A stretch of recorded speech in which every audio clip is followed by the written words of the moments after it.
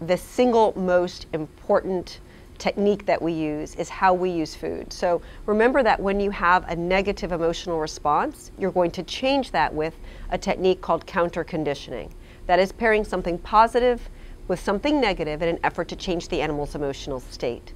So when you do that, you want to start with a calm emotional state. That means that, let's say for example, a little Maltese comes in to see you. This is a dog that has to be picked up, right? Start that interaction with the food.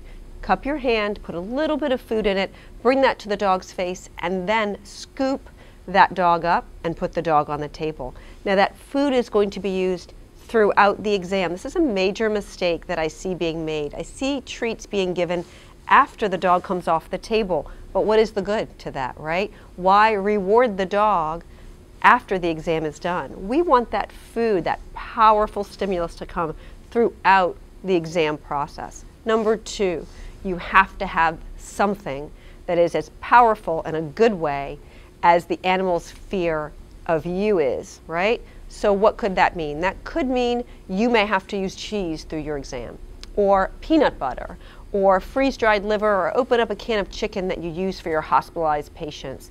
Use something that will buy that animal's emotional state and turn it into something really fabulous.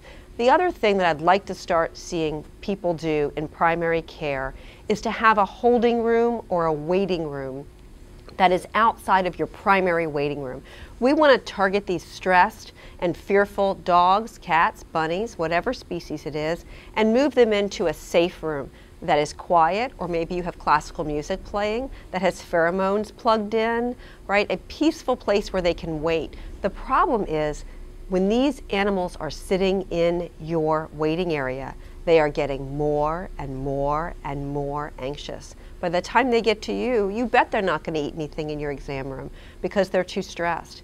Let's say that your hospital doesn't have the square footage to have a holding room, or maybe you're just too busy to have enough holding rooms for all of your patients. Then let's have those kids wait in the car. Everybody has a cell phone. They can call your receptionist and she can send your technician out to get the person from the car whenever they're ready for their appointment.